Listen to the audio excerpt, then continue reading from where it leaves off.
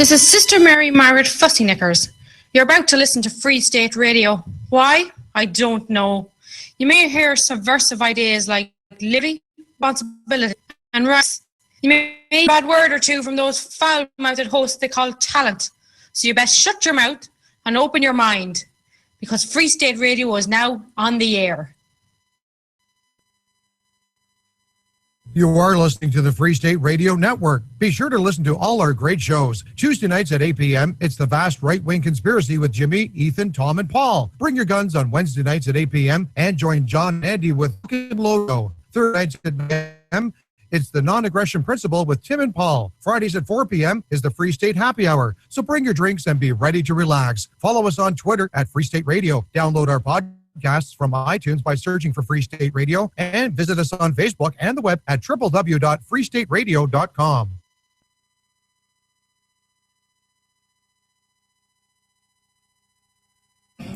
Hammers back and the safety's on. Hammers back and the safety's on. Safety's on. Safety's on. Hammers back and the safety's on, unless it's a Glock. Good evening and welcome back to the January 20th edition of Lock and Load Radio. Sorry for the hiatus, but duty calls. So duty calls and fevers. Yeah. Suck. Yeah. Glad you're better. Good heavens. 11 days of 102-degree fevers and coughing up really nasty-looking stuff.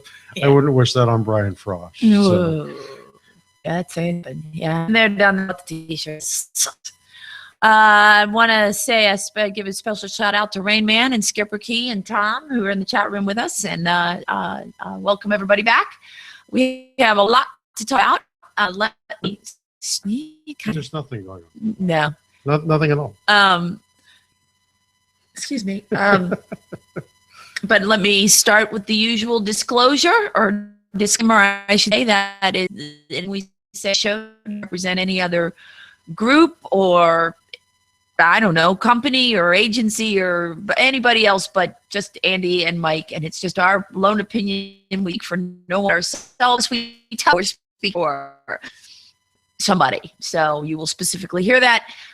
So please don't go out there and say, not that you guys would, but, every now and then with somebody in here, they would better. So I feel called to say it. I hope everybody had a fabulous holiday. Gosh, we haven't been on the air since last year. Correct. Yeah, because you were sick as a dog. So anyway, and Baker with us. Welcome.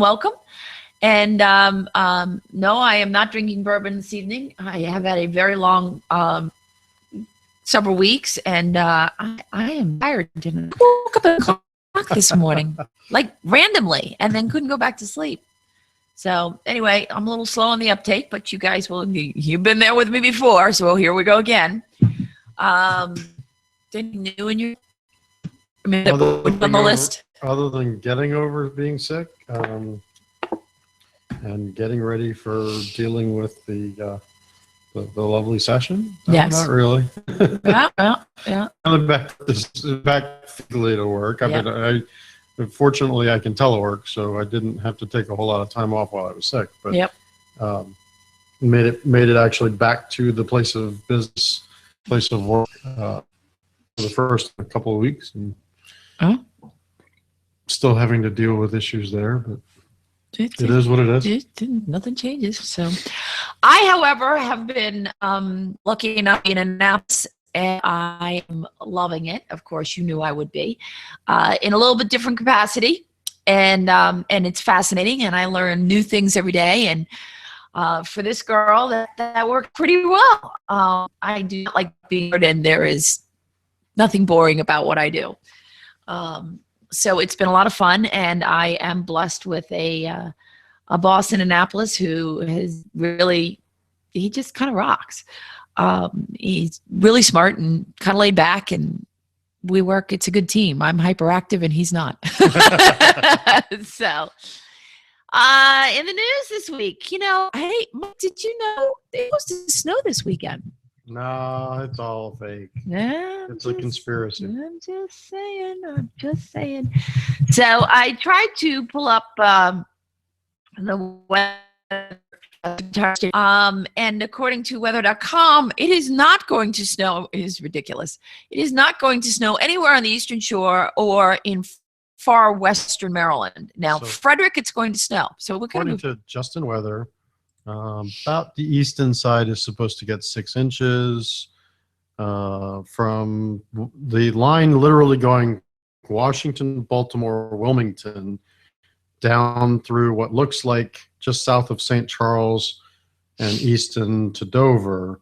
That gap is getting 10 inches. And what am I getting? That you're in the 10-inch one. Okay, well, according to the National Weather Service, as I'm in the 16 plus inches zone, and then Western Maryland, eastern West Virginia, through Frederick, and just shy of where I live, 20 plus inches. yeah, it's a little bit of the time, or he's going some.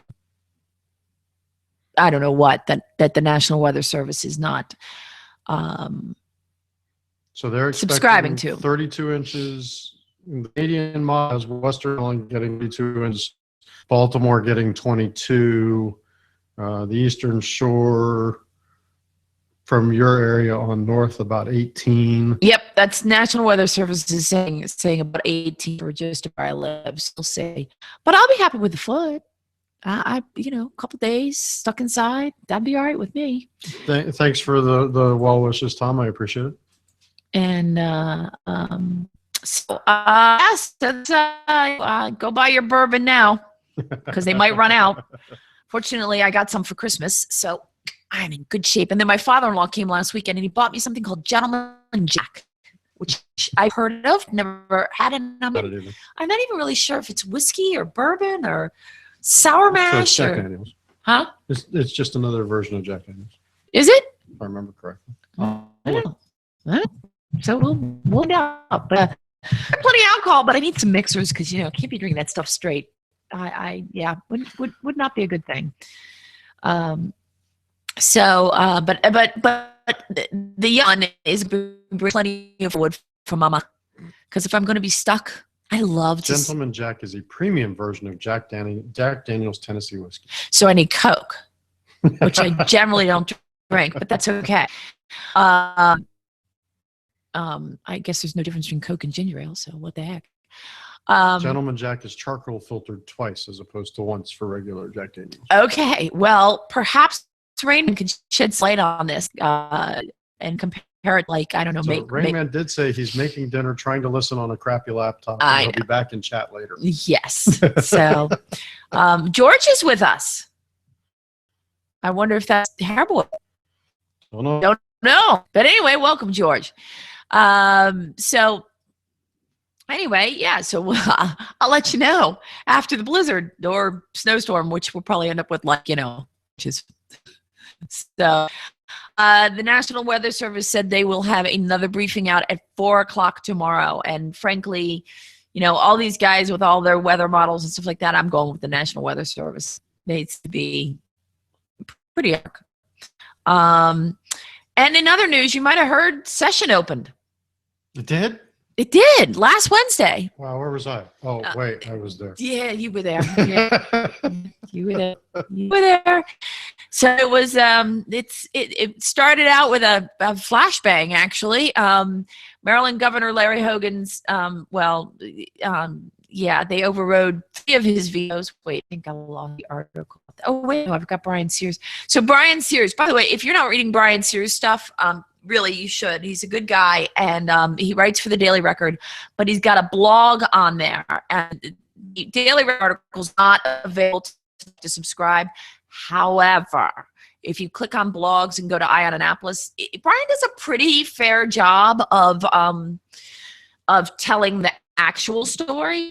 I don't always like the way the story goes, but he does a fair job at reporting what actually happened. And I admire that.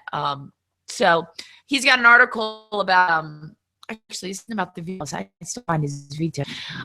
What were the things that got overridden? Felons voting before the end of their probation or parole period. So they can't vote vote for jail? Marijuana decriminalization bill from last year, the House versions of these bills, the House version of the decriminalization bill, and hold on. What was the other one? But while he's looking up the third one, so Brian wrote an article entitled "Zirkin Accuses Hogan of Lying About Paraphernalia Bill," and the room rental tax in Howard County. Why is that thing? Increasing sales tax. Right, but why do we spend political capital on that? Because they could. No, they're raising a tax because they could. They're doing anything possible to. I wonder what they said, because there were other things that they didn't override his veto on. He vetoed 5 things. So why spend the political capital on that? Because, to get all those votes, you had to twist some arms. And I can't believe all of the Democrats were. No, it wasn't all, because the bills were 92 to 49, 90 to 51. And let's see, House Bill 980, which was the ex-felons, was 85 to 56. Mm-hmm. Barely had enough votes on that one.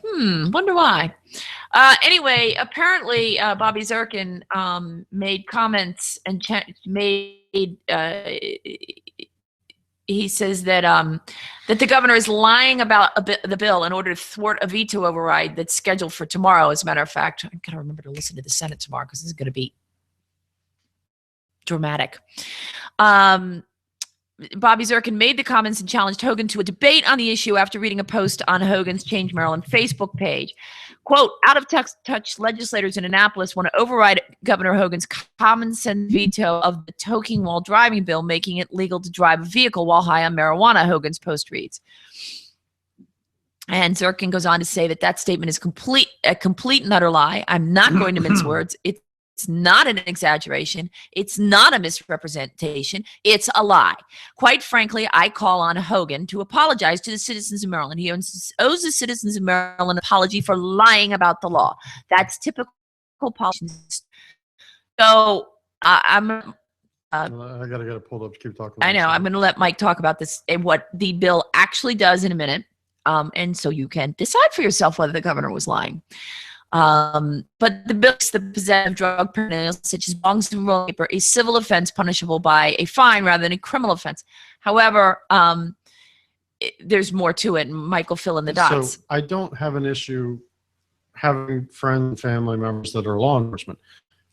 If we decide to decriminalize marijuana, okay, whatever your position happens to be on that, one of the mistakes in the session the session I've worked, the last session that was in office. Mm-hmm.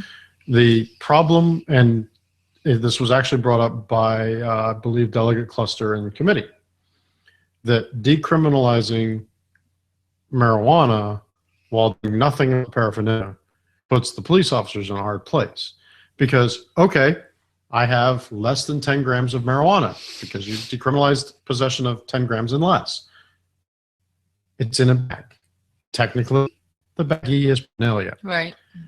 Or I have a roach clip, or I have a marijuana pipe, or I have any other associated marijuana-based paraphernalia. Right.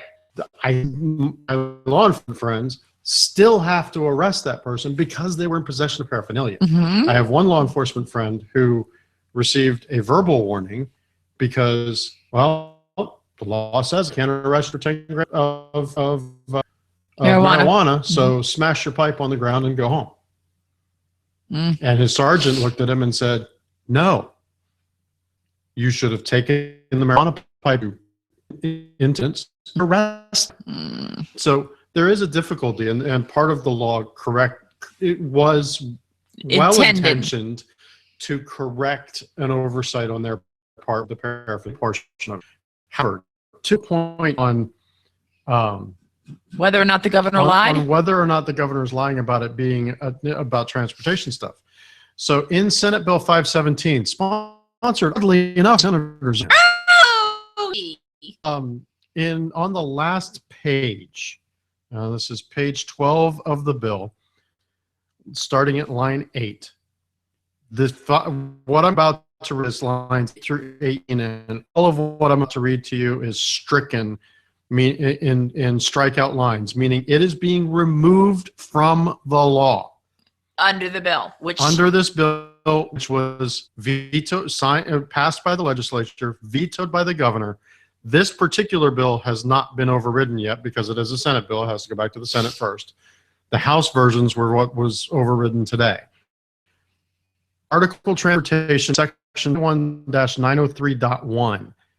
A. This section applies to a motor vehicle that is driven, stopped, standing, or otherwise located on a highway. B. A person not using marijuana in a vehicle highway. So they struck that. C. Notwithstanding any other provision of law, the prohibition contained in this section applies throughout the state. That entire section of statute was removed, which means regulatory agencies are going to have to remove all regulations that were dependent upon that section. Meaning that? Meaning, to me, as a non-lawyer, but a public safety, other part of life, if everything that a law enforcement officer could pull you over for, arrest you for, whatever, must be governed by an authorizing statute. Right. I'm sorry, the authorizing statute for marijuana use in a vehicle just got removed. And they removed it, and they didn't replace it with something else. They did not replace it. They repealed it entirely. They also repealed Section 27-116. Any person convicted of a violation of Section 21903.1 of this article is subject to a civil fine of not more than $1,000. Zirkin said the bill in no way makes it legal to smoke in public or in a car. So Yeah, but they didn't legal. They made it not illegal. Not illegal. It's like not disapproved. Quote, if the governor wants to come down and debate me, I'll put a chair next to my desk on the floor of the Senate, Zirkin said. If the governor needs legislation made clear and bold in all capital letters and in yellow highlighter with cute little emojis so he can understand the law, I'm happy to do that. You know, this is a little snarky. I'm trying to be dramatic. So he said, this is Hogan wrote in his veto letter, with Senate Bill 517, the General Assembly attempts to correct the unintended consequences from last year's bill, but so it's legal, including elimination of the criminal sanctions for the use of marijuana while operating a motor vehicle or in a public setting. Quote, if 517 state and local law enforcement left with no authority to make a traffic stop if they see someone smoking marijuana while driving. What Mike just said. Based upon this uncertainty, the Maryland State Attorneys Association, Maryland Chiefs of Police Association, and the Maryland Sheriff's Association have requested a veto. The cops want it vetoed. Douglas Mayer, you know, as the stands by veto letter. He goes on to say, you know, he made his intent very clear that he's willing to work with the MGA to fix the flaws in the bill. But certain legislators seem far interested in politics veto override than actually fixing the problem. And I won't read the rest of it. You'll have to go to the Daily Record. But I do have to get this last shot across the bow because I thought it beautiful. Oh, and if the good senator is so interested in debating the governor, then he should run for governor, said Mayor. Good luck with that. I loved it. Yay, Doug Mayer. I haven't met, but I like it. So, yeah. So anybody that tells you otherwise, I mean, we read it to you straight out of the bill, out of the chapter. No, I read that out of the bill. That was the reading past. I wouldn't have to. No. It was vetoed, so therefore it is not chaptered yet. Okay. Can't be chaptered until it's actually law. It's not law until they override the veto. Okay. So, pull up anything to talk about? No? Okay. All right. I thought we were going to be talking about bills mostly. So. Yeah, we are. Okay. Oh, I see what you're doing. Okay. I was getting texts from my fabulous legislative director. Not texts, but emails, and I needed to make sure it wasn't like mission critical. Not that I can imagine what it would be at 8:20. The Capital Gazette has a writer whose name is Michael Collins. I happen to know Michael Collins. He worked with me on E.J. Pipkin's congressional race, and really good guy, actually. So he writes, I don't know if it's an opinion. He writes an opinion column for the Capital Gazette. Right. Go. So I'm sorry, the House did not override. They overrode. There were 6. There were 3 that they overrode today. So voting rights for ex-felons, that was 85 to 56. Howard County room rental tax. Clarifying, the Howard County room rental tax applies to the total charge of the room, including any rental room fee charged by a room rental intermediary, but not including any tax. So you book somebody else, tax supply. Overridden 90 to 51, and did they do all 6 bills, or did they just did 3 bills today? Oh, so they didn't have votes for the other 3. Creative estate at Maryland. Well, it depends. Can they override? They can't override the Senate bills until the Senate overrides them. They have to go to the House of Origination first. Okay. So the Senate bills, if they're, I thought we've not done this before. This is new. Follow the same thing that the federal government does. The originating House must override the veto. So, Michael Collins is talking about what you can expect based on previous years, based on Governor Ehrlich, based on Democrat Party history, and so he talks about what we can expect from this session. We're going to talk about what we think you can expect from this session a little bit. First, the governor vetoed 6 bills at the end of last session. Expect all 6 bills to be overridden on party line votes. There will be scant discussion about the merits reasons for Speaker irrelevant. Counts is showing the governor who's boss. That's right, because we wouldn't actually want to do what's best for Maryland and reach across party lines, which is what Hogan's been doing since he's been in office. Next up, the budget. After funding and built the rainy day fund, Hogan wants to cut taxes. That won't go over well at all. Well, with the Democrats, because that would break their traditional cycle. It works this way. This completes because their article up that we're going to talk about, I believe. Yeah, or maybe anyway. There was a prominent Democrat who, in discussing the sauce of Mike, Hogan is meant to, cut from the budget. The quote where you're going. And the quote was along the lines of, "This is why I would to do it now. This is why I was in a hurry to spit, because I knew the guy was going to do practical things with it, like cut our taxes, and we would need that money, blah blah blah." Anyway, so it's kind of unfortunate, but so it worked way. Michael Collins says it works this way at the State House. The legislative cycle's first year is a little confused because of retirements and party shifts, and last year's Republican gains definitely added confusion. So getting organized and pass budget in the second year, which would be this year, Democrats want to raise taxes. It was this way in the Ehrlich administration, with Democrats fighting slot machines because they wanted a 20% increase in the sales tax. Relatively more increases taxes and spending marked the third year, and the fourth year is an election year when a gusher of cash from the tax increases is pouring into state coffers. Legislators uncork a spending blowout, thick spreading among the state, and stand for election, how much bacon they brought home. Admittedly, Hogan's chances to lower taxes, well, Michael thinks that his chances to lower taxes are slim. I will see. But what they're going to do is, rather than ask for a direct tax increase, the Democrats will try to write spending formulas. So it's going to be really difficult to explain because they're all going to be in formulas into the law, thus ending the appropriations process and buying the government. Past successes at this sleight of hand are the reason that 83% of state spending is mandated and only 17% can be considered discretionary. And Senate President Mike Miller has said it will be a cold day and a half before he Hogan slow government growth.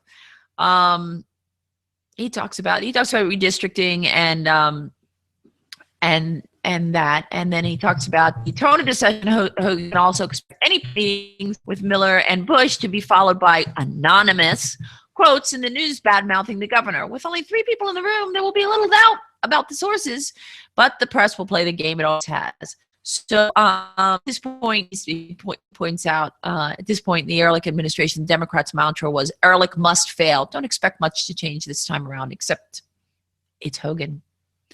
And I think he's doing much better. So circling back, here's what the MSA page on Maryland's website says about vetoed bills. Power to override a veto rests with the General Assembly. Yes. If the governor vetoes a bill during a regular session, General Assembly immediately considers the governor's veto message. If the governor vetoes a bill presented after the session, which was the case in all of these, the veto message must be considered immediately at the next regular or special session of the legislature. Gee, immediately, but it's been made Right. 3 times. Right. The General Assembly may not override a veto during the first year of a new legislative term, since the bill would have been passed by the previous legislature. A 3/5 vote of the membership of both chambers is necessary to override a veto. And like I said, my conjecture, because it's not specifically called out here, is that the bills have to be overridden in, I would assume, they have to be passed in the nation order, so they should be written in the nation order. So a House bill has to be overridden in the House before it can be overridden in the Senate. A Senate bill has to be overridden in the Senate before it can be overridden in the House. But it's a 3/5 majority of both houses. Interesting. Okay. All right. Yeah, let's see. Okay, so what do we got here? Okay, so CBS Moore's article, Standing Together to Tackle Illegal Guns. Illegal guns moving across state lines, killing people here and throughout the Mid-Atlantic. It's become so bad, states are now banding together to slow that flow of death. Illegal guns killing people here and throughout the Mid-Atlantic. The guns aren't capable of killing anybody. Really? Gosh, I'm so happy somebody explained that to me. Freaking believable. I'm just saying. That's why I read it the way I read it. This is an article written by Alex Dimitrick, who clearly needs to take a lesson in grammar. Murder in Baltimore has the least 2 common elements: someone shot to death and a gun. Well, yes, but you're missing a common element. Anyway, so Jay-Z investigated. They traced one gun stolen in North Carolina that years later murdered 2 men in 2 days in Baltimore. One gun. Not bad guys. One gun. Not the guy pulling the damn trigger. Right. One gun. 2 families whose lives were destroyed or at least changed in a matter of minutes, said Baltimore Police Lieutenant Donnie Moses. Change is what brought the attorney generals from D.C., Virginia, and Maryland meet in Washington. Gee, let me think. Liberal AG from our state, the liberal AG from clearly DC, and the liberal AG from Virginia. Yes, change is what brought them together. Yes. And had a whole bunch of equal representation there, I'm sure. Yeah. So a major source of illegal guns is stolen weapons. Unlike other states, Maryland does have a law addressing those thefts. The Firearm Safety Act 2015 required lost guns be reported promptly. That wasn't the case for the gun that WJZ tracked. It never was reported stolen. It was never reported missing. It just miraculously appeared in Baltimore. It miraculously took 2 lives. It. Okay.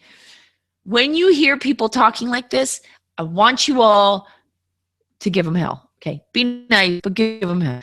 It is A, not grammatically correct, and B, spoons don't make you fat. Okay. So, Maryland's Attorney General says that the state's tougher gun laws have denied weapons to 600 applicants. Still have yet to quantify that 600, and I'd love to know where he got that number. So, yes, we're going to talk about bills. This time I'm gonna dig back on the non-2A for a minute. Brian Simonaire has a bill, and when I first saw the bill, I thought, Senator Simonaire, pardon me, and I first, what's he doing?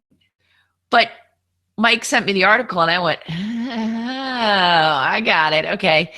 And the Washington Post ran an article about it. So the Italian words, and massacre this, so I apologize in advance. Fatih Mashi, parole femine, are displayed on a yellow ribbon on the Maryland state seal. The state has long considered the phrase its motto, and it has translated it as manly deeds and womanly words. The translation doesn't sit very well with Brian Simonaire, Republican out of Anne Arundel. He filed a bill for the upcoming legislative session that would adopt more neutral translation: strong deeds, gentle words. I kind of like that, and codify the motto into law. He says the current translation struck him as sexist. He has 5 daughters. He's very concerned that Maryland is holding on to an outdated references. But here's the interesting backstory on the motto as it stands now. A spokesman at the Italian embassy in Washington said the phrase is derived from a comment by Pope Clement VII in the 16th century when he was returning to Italy after a trip to France.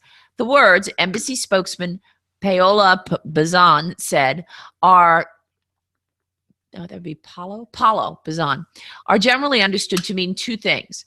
To mean, quote, men do things and women talk about things. Another wordier translation, when you need things done, ask a man, because women only talk and don't arrive to a conclusion. Yeah, I got an issue with that. Boy, have I got an issue with that.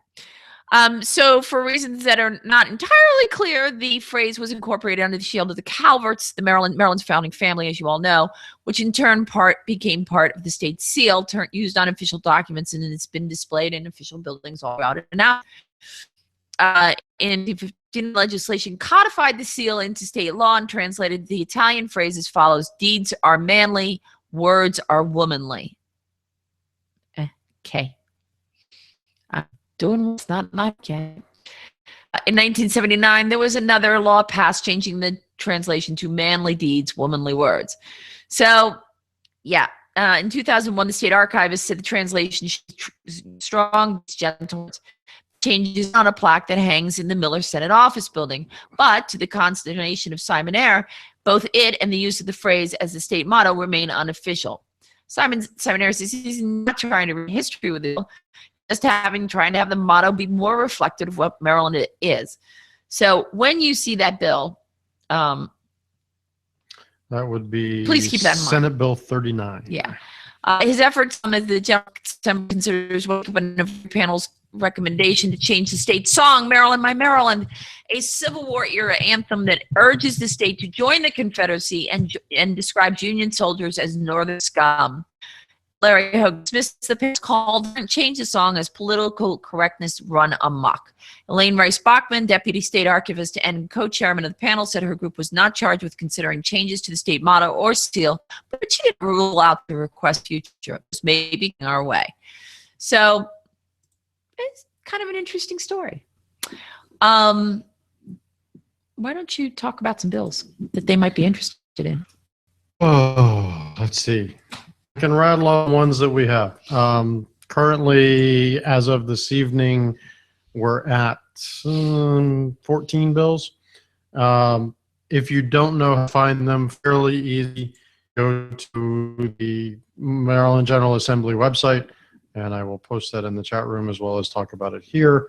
Maryland General Assembly website is MGALED, Mike Alpha, Lima Echo Golf, for those of you that know phonetics, .maryland.gov.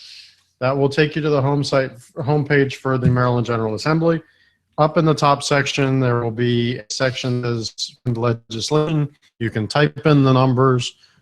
House bills always start with HB, Hotel Bravo. Senate bills always start with SB, Sierra Bravo.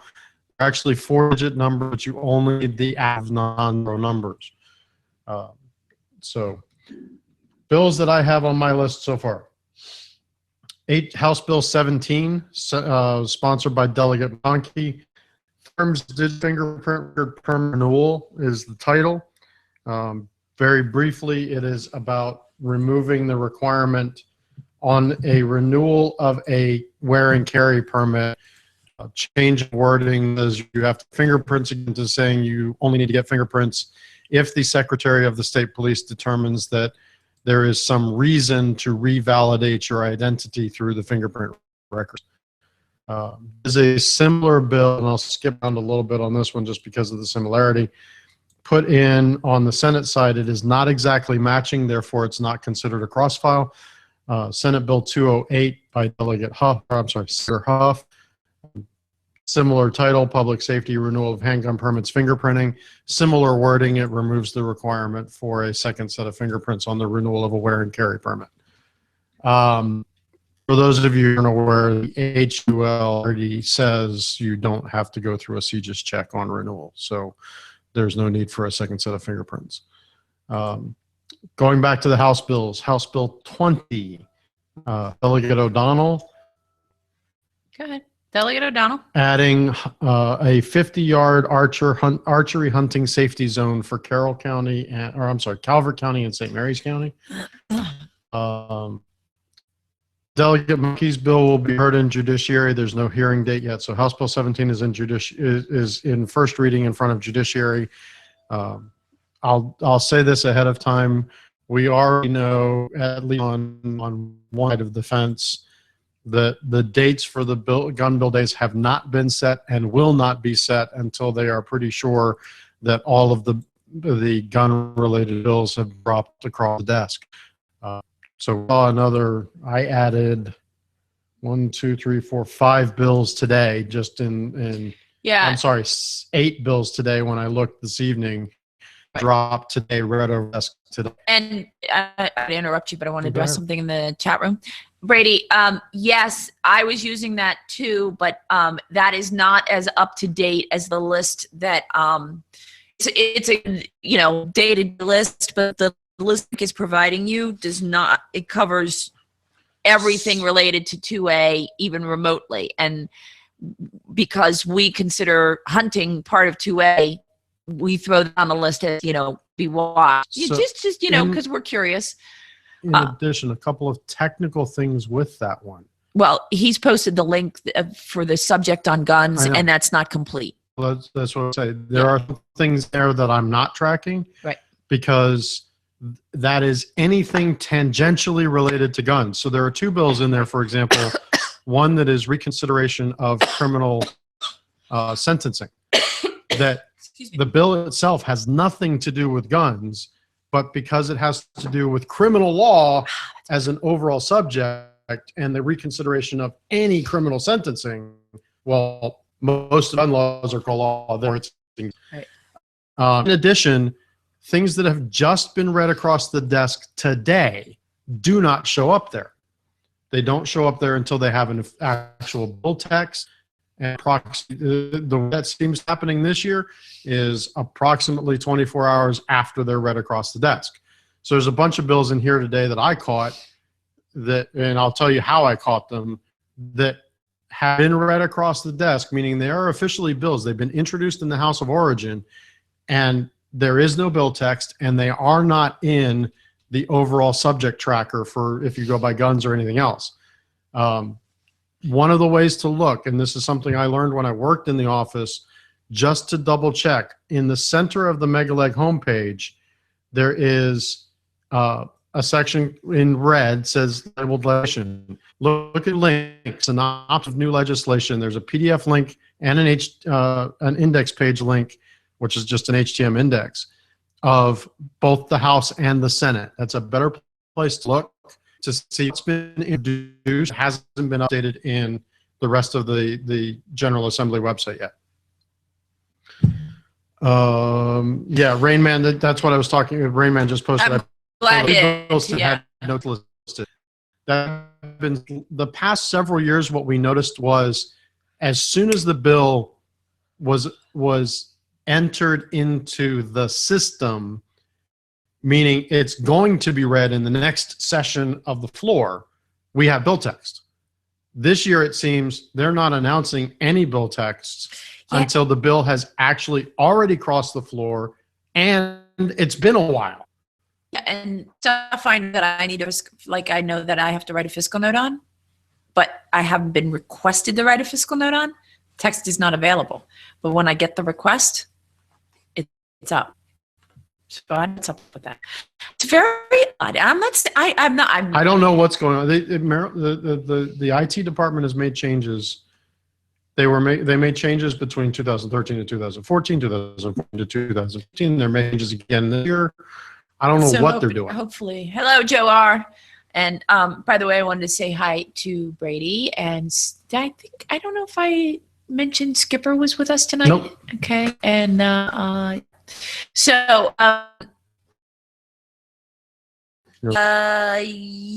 Rayman, I wanted to thank you because I was not aware that was a reduction. And I agree too. It's archery.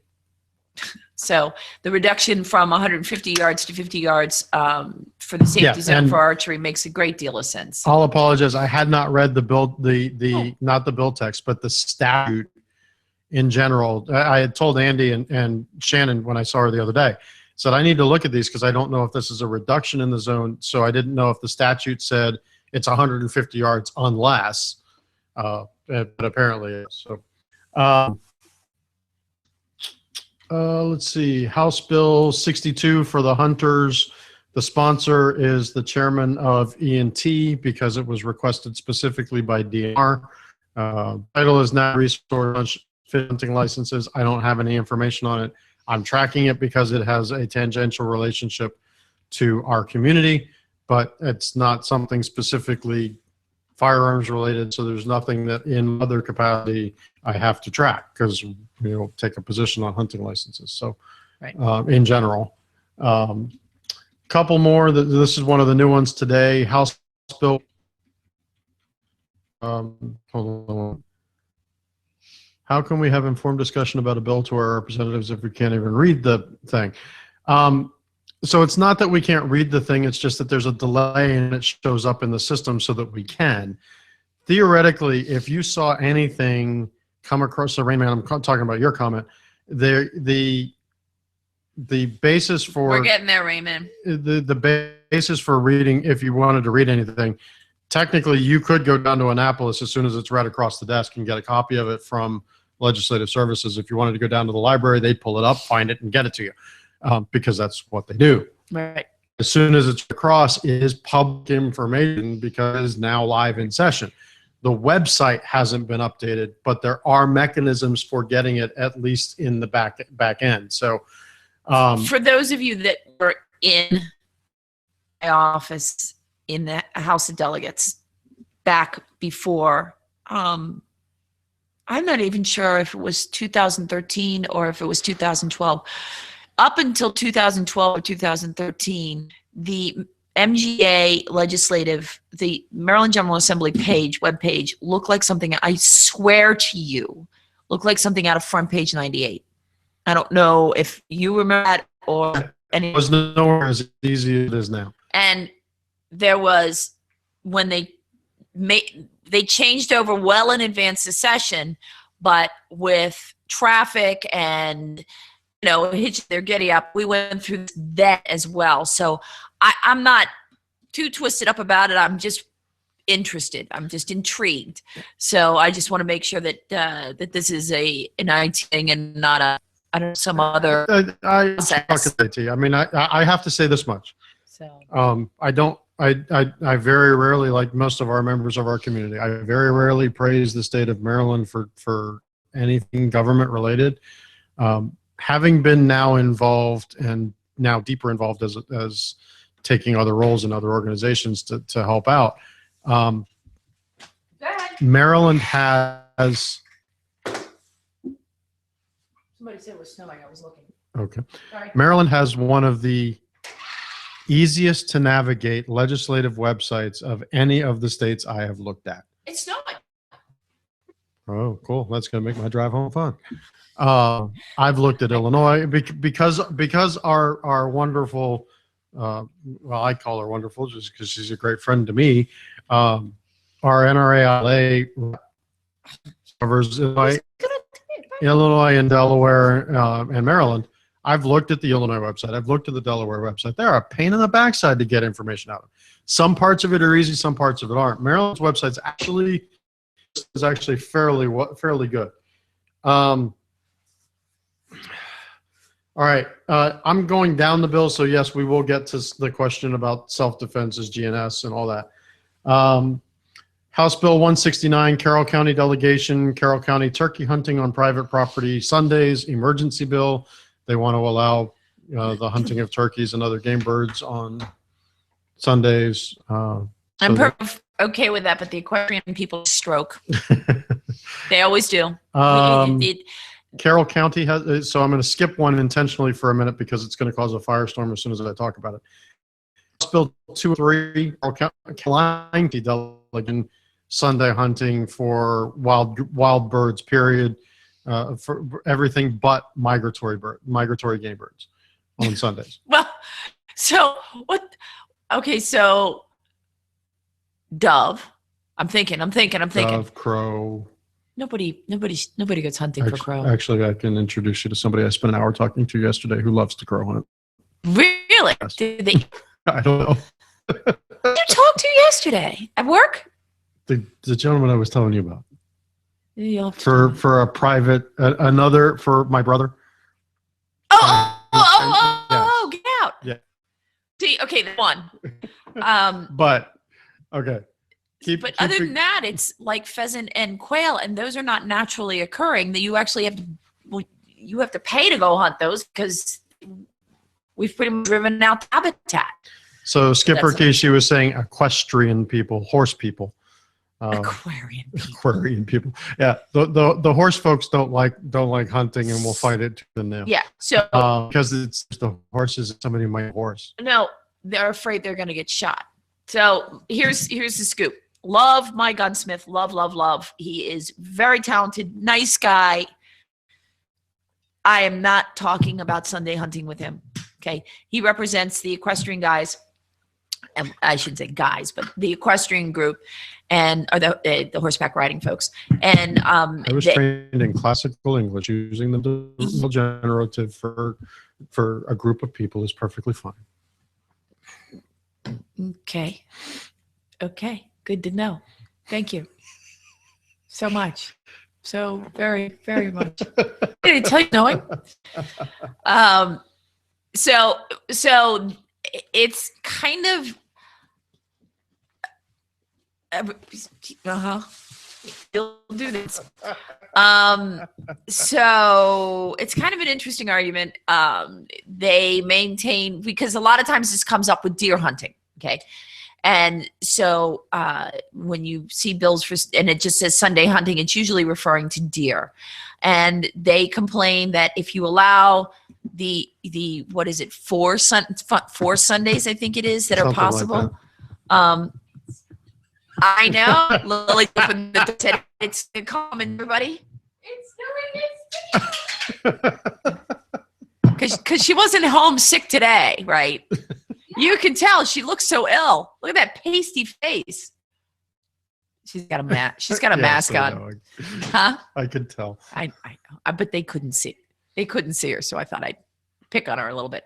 Anyway, their contention is that they only have a few a week to enjoy riding, and if we take that away from them, then it is unfair. And I say to you, Royce and others, God bless you, and I love to ride horses as well.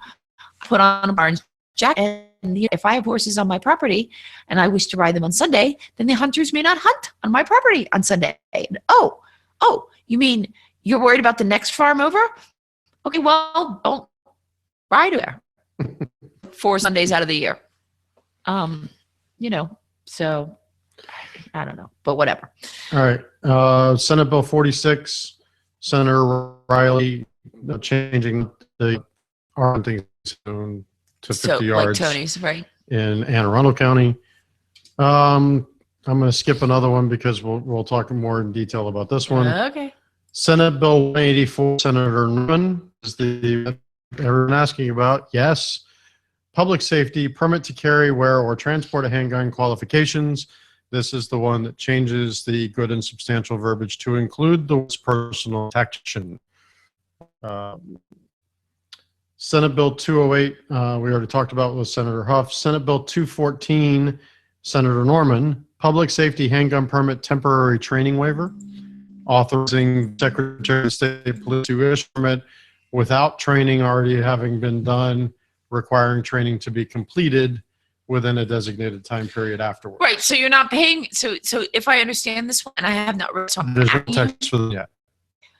but does it sound like, so you can apply for your wear and carry, and then if it's granted, then you're required to go spend the money on the training? We need to see what the bill text is, because I can think it could be that or it could be something else. Well, and I don't know. 'Cause I and don't I don't want to telegraph Yeah. things that yeah, right, that are may be coming inaccurate. from Yeah. somewhere else. But I will say this. I've not understood why you have spent the money, and it's not cheap to take a wear and carry class, which I think is necessary. I mean, I have shot all my life, and I would not feel comfortable strapping on a gun and just walking around. I feel I would need, not all of you feel the same way. I understand and respect that, and I'm not saying you should legislate it this way. I'm just saying I feel like I would want to take that wear and carry class to give me some confidence.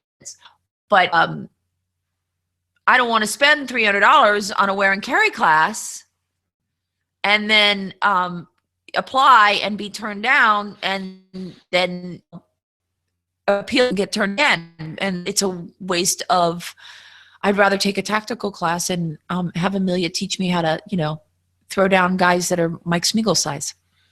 So we've got to wait until this comes out. Can see a couple of different reasons for doing this. Sure. One of which, it has been discussed before, but that would be related to something that's possible coming out from an issue that we don't have on yet. Right. So by the way, at this point, we have 0 specifically anti-bills, but I'm going to circle back to 2 for other reasons. Senate Bill 219, Senator Reedy, the version of the Carroll County delegation's request for turkey hunting on Sundays. Senate Bill 225 from Senator Simonaire, hunting and fish licenses, former prisoners of war, recipients of the Purple Heart Award, and disabled veterans. Again, put in here because it's hunting, therefore it is related to our community, but it is not 2A specific. The interesting thing about this bill is it is specific out of people. So out-of-state former POWs, recipients of Purple Hearts, or disabled veterans qualify for a complimentary license. And then the last one that was added today is Senate 220 and Senator Kessley, removing live fire component from the H2L. Which I have to say, I, again, have not read the text on this bill. I don't know. But do you have text on that bill? No. Okay. But if what it seems to be, okay, what it would seem to be is that, you would not have to fire a round. A single round. Per MSP's and regulatory interpretation. And the thing is that you agree on what, we talked about this during FSA 2013. We talked about it in ALR. And we talked about this and said, so what, you have the center, you have to hit the outer ring, and we were told, just don't kill anybody. Well, more specifically, during the debate for FSA 2013, that was talked about in judiciary, in the hearing, as removed. Right. It was originally in the bill, and they took out a live fire component, and then MSP in front of AELR said, oh, it was legislative intent that they're one. No, when Mike actually sat in the when he was on AELR and said, no, we specifically said no live fire. How can you sit here across the table from me and say it's a legislative intent when the legislature in amendment specifically in a committee amendment? Do you suppose that maybe the lobbyist for the MSRPA could get an appointment with said sponsor and show him the video and explain the conversation that went on in ALR? That lobbyist was there? I'd like to see the bill text first before we go jumping down rabbit holes. I said, do you suppose? Quite possibly. Okay. You might know who that is. No, I don't know. Yeah. Circling back to 2 things. How 8 What do you got? What do you got? Oh, I don't know. I don't know. Rayman's talking about some. Oh, Rayman and Skipper here talking about the hunting things. Sorry, I got distracted. House Bill 184, Delegate Dumais. Yeah.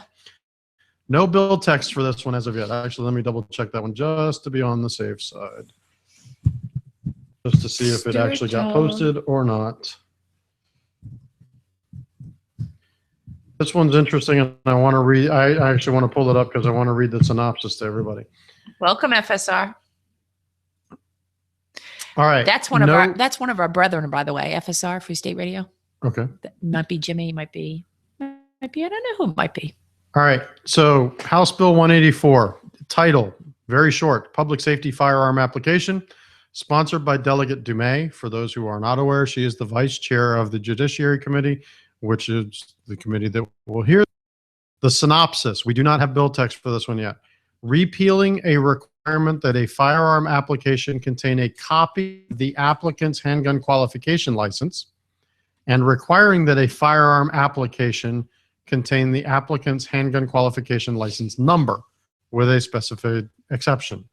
I don't have my HQL and I haven't bought a handgun since 2013. So I don't know if somebody in the chat room can probably correct me if I'm wrong here or can enlighten me. I don't know if when you go to buy a handgun, if the dealer actually makes a photocopy of your HQL and attaches it. I'm pretty sure the HQL is only referenced on the 77R by number, but I don't know. So I don't know what this bill is really doing. So again, we don't have bill text, so we don't know what the details are. It doesn't appear promising. But we will, what we will be doing on this show, and you all will. I have one more. Oh, I'm sorry. sorry. So last bill to talk about, and the reason I put it at the end, Senate Bill 176. The sponsor is none other than Senator Broshin. The bill title is Public Safety Firearms Licensees.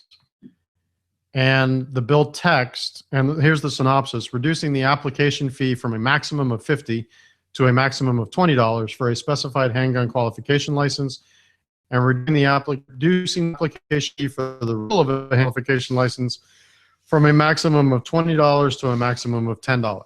So Senator Broshin is trying to reduce the handgun qualification license. And I will, at this point, stop talking about it. I'll let everybody else talk about it. I think they can draw their own conclusions, and we need not comment. Period. I really these are our core. These are our core people, and the leadership in the 2A community. I mean, outside of the lobbying arm, and they get it. They get it. Welcome, Mike. So the other two sponsors for that bill, Senator Jennings and Senator Klausmeyer. Mm-hmm. So Senator go back to the Dumais bill. Jennings. So Brady War, what do you want to know about the Dumais bill? And I'll try to tell you or whatever we can. So, and you're a couple of seconds behind me. So go ahead and okay, Rayman, I can't read that on the air. I get yelled at. When you hear me, when you get around to it, yeah, she's got 2 more minutes before she can say that out loud. I've done very well tonight. I want a gold star. I want something. I'm sorry, I seem to be out. You can make it up to me later. What could her bill be about? So one of the things, I will say this much. One of the things we have tried, I've watched as John and Andy in years previous, and one of the things that that I've done, at least here, and we try to be careful about what we say. We don't have the bill text. We don't know what it is. I would rather than conjecture and get spun up on what are possibilities, rather just say that's what the synopsis is. The bill text should be up tomorrow. Tomorrow we'll have a better idea of what it is. I need to look at the bill text. I put the other hat on. I am the lobbyist for the American State Rifle Association, alluded to a few minutes ago. My responsibility to my board is to make recommendations to my legislative vice president and to the rest of the board. I wonder who that could be. On what positions of the MSRPA should be in front of the committees. I don't and full disclosure, just had a board meeting the other day, and my comment to the board on every one of these bills was, I don't have bill text available or fiscal notes available to look at to form an informed opinion to make a recommendation to the board and ask the board for what they would like to see me stand in front of committees and defend a report. So I'd rather not conjecture. It may be good, it may be bad, we don't know. Brady, okay, this is understood, but speculation is a lot of fun. Okay. You guys are free to speculate in the chat room all Rock you out want. with your bad selves. Here's the deal. We have always wanted this show to be a source for you guys of what's actually happening, and what is the truth. Because you get a lot of spin media, you know, and it's not always easy to go and hunt this stuff down. So we try very hard to give you, just like when Zern called a liar. Mike went into the bill and actually read to you from the bill, and so you knew what the actual truth was, not our interpretation, not the way we did. We'll tell you it's our interpretation or but need angry emojis. I was reading a couple of his lines up, actually. Yeah. That's what I laughed It got a little color from there. Got a little color. But anyway, so that's what we're going to be doing. And please understand that there will be weeks where I can't do it because I do have a job and I love my job. But there will be weeks where I'm just going to have to be, I'm going to be literally skidding in here, you know, at maybe 8 o'clock. I mean, there are nights now that I'm home till 8 o'clock now. I have until 8:30. So I got lucky today because we were on top of things and everything sort of fell together. And then there was a situation with my dad too. So I was able to time. But we will be on as absolutely often as possible. If I can make that every Wednesday, rock on. But it just depends. So keep your eyes on Merrill Shooters. Will be a post. It's always in the same spot. Mike may be doing the posting. I keep waiting for my computer to freeze up. I'm shocked that it hasn't. But we will be here. We will be here. We will be there on. And I saw there was a thread. Somebody said they didn't know anything about 2A Tuesday. Please spread the word. February 2nd. Absolutely, February 2nd. You can expect to park in the. You can park anywhere that's legal. Anywhere legal. But anywhere that's legal. But I would suggest that you park. Excuse me. It's gonna be easier to park the naval system. Marine Corps. I'm sorry. We're gonna talk about the Marines in a minute. I'm just picking on you because Ed picked on you. Yeah, I know. But the Naval Marine Corps Stadium, and then take the trolley down. It's less hassle than round and round and around and around. Or, you can do what I'm doing, which is coming in the night before. I have taken the day off, and I will be in the background watching and hanging out with friends, but not in the foreground. So keep in mind for the shuttle, for parking, it's $5. For the shuttle, it's $2. Still it's cheaper than the garage. Only. Yeah, still cheaper than the garage. It is cheaper than all of the garages. All of the garages down in the Annapolis area are $15 for the day. If you're lucky enough to find street parking, there's a couple of spots where you can find street parking for 9 hours. If you're going to try that, you better get there early because they're gone quick. Every other spot is 2 hours only. And if you try to park around State Circle, be very, very careful which spots you pull into because they do ticket, they do tow. For Tuesday, pay attention to the announcements for Anne Arundel County schools. If Anne Arundel County schools are closed, 2A Tuesday is canceled. If Anne Arundel County schools are in any other condition, whether it's a delay or whatever, 2A Tuesday is still on. We've said it before on the show. We've said it before. Several of us have said it before in postings on the forums. I know it's in the email. The first tenet of our firearms community is safety first. Please look to your own personal safety. While we would love to see you there, if you don't think you can make it safely to Annapolis, don't try.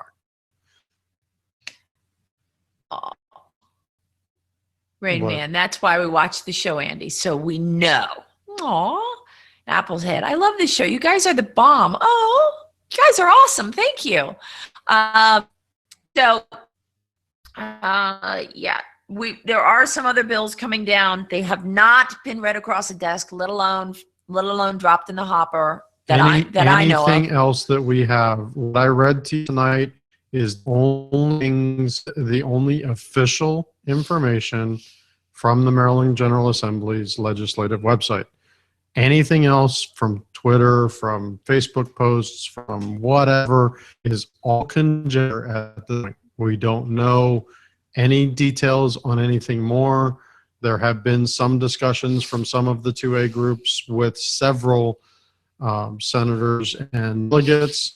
I'm not privy to all of them, and what I'm privy to is not something that I can release yet because there's no bill. Right. If they haven't there's dropped it in the bill hopper. across the desk, there's no bill. Anything anybody says right now, I'll pie in the sky until they sign their name on a document that says, I want this bill, and put that bill in the hopper to be read across the desk. Once it's read across the desk, then we'll talk about it. Yep. So, everything is just probably some of it is very viable.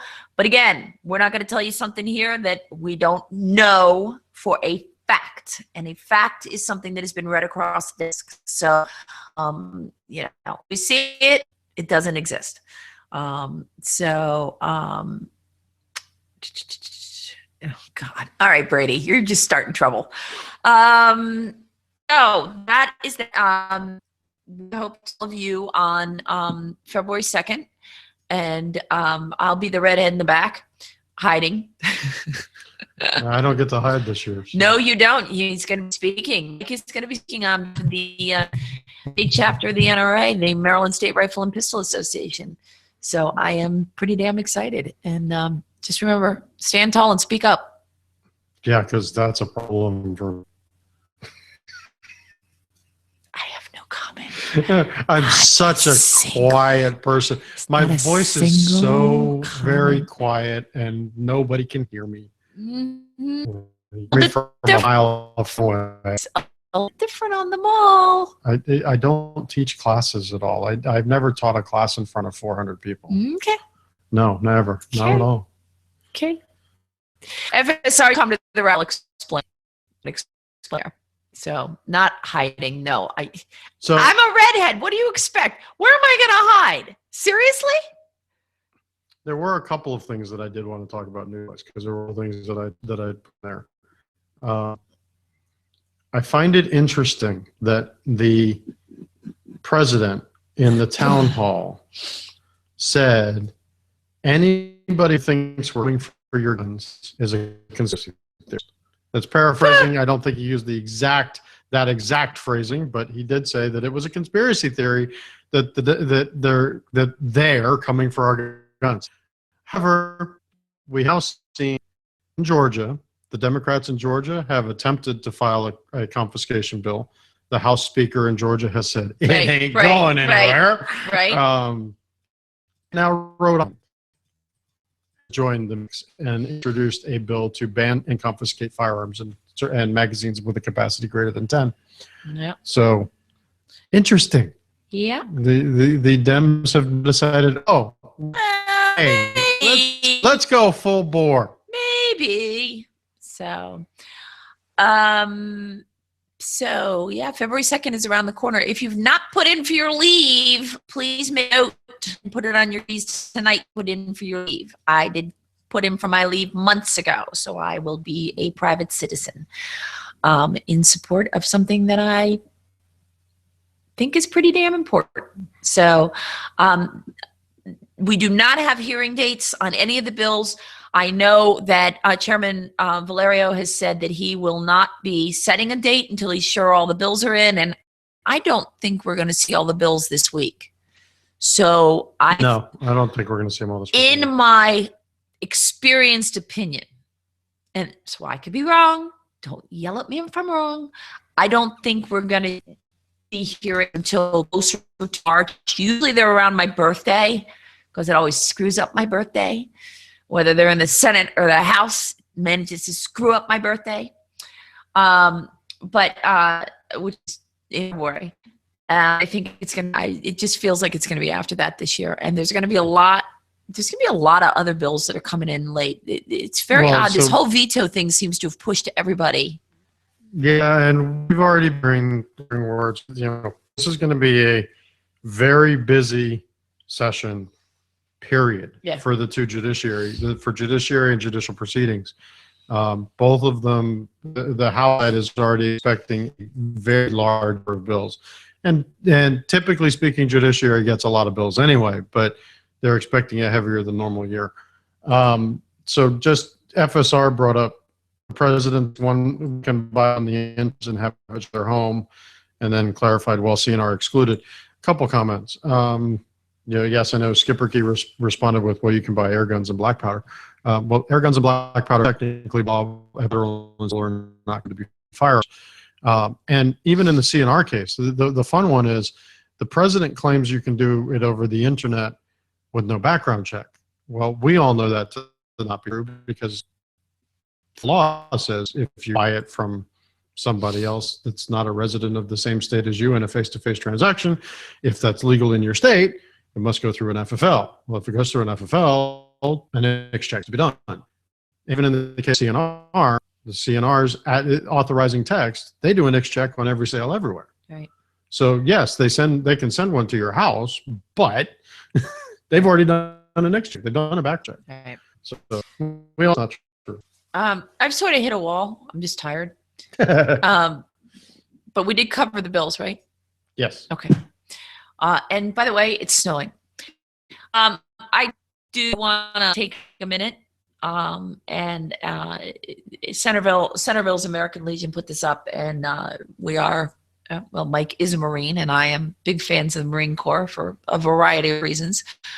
You probably will remember why, but at any rate, big fan of the Marine Corps. So Centerville American Legion, the Jeff Davis Post 18 posted a meme or whatever. And it says the Coast Guard suspended its search today for 12 Marines involved in the CH-53 helicopter crash in Hawaii. Our thoughts and prayers are with the Marines and their families. Major Sean M. Campbell, Captain Brian T. Kennedy, Captain Kevin T. Roach, Captain Stephen R. Torbert, Sergeant Dylan Semolina, Sergeant Adam Scheller, Sergeant Jeffrey Sempler, Sergeant William Turner, Corporal Matthew Brown, Thomas Jardis, Corporal Christopher Orlando, and Lance Corporal Ty Hart. Quote, they shall not grow old as we that are left grow old. Age shall not weary them, or the year condemn the going on of this, in the more we will remember them, which is an excerpt from For the Fallen by Robert Lawrence Binion. Please keep their families in your prayers. It is just a tragedy. So, and then there's always the fun running joke that Marines with dark humor love to post up. So they were all probably more than likely standing proudly in front of the gates, and Peter's going, "Welcome to Marine. You have the duty." Very probable. And as the Marines hymn, if the Army and the Navy ever look upon heaven scenes, they will find the streets are guarded by United States Marines. And okay. Another Marine reporting, sir. I've served my time in hell. Yeah. So please keep in your prayers, and as always, remember when you see a veteran, thank them for writing the check. These guys had to cash the check. So, in the meantime, hopefully we'll see you next Wednesday. As she said earlier, please pay attention to the boards. Like I said today, for this session, with it being as busy as it seems to be, we will be playing it by ear every week. Yep. Just go show. We will see you on February 2nd. So please, if you have not put in for your leave, please do it now, and please remind your friends, tutors, to put it in for leaves. You can come. We need to really, I'm telling you, we have not seen the worst of what we're going to see.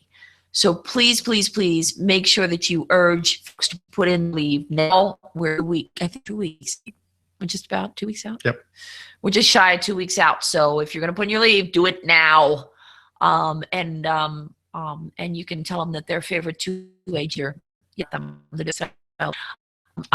Man, thank you for the note about the snow situation out there. So, yeah. So, all right. That's it for tonight. And hopefully we'll see you next Wednesday. But if not, we will see you on the 2nd. And God bless. And hey, don't forget, go to the liquor store. See you later. Bye, guys. Here we come, walk down the street. We get plenteous love from everyone we meet. Hey, hey, we're the monkeys, and people say we monkey around. Back to this singing, but everybody down. We're just trying to be friendly. Come and watch, sing and play. We're the young generation. We got up in the day. Hey, we're the monkeys. You never know where we'll be found. So you better get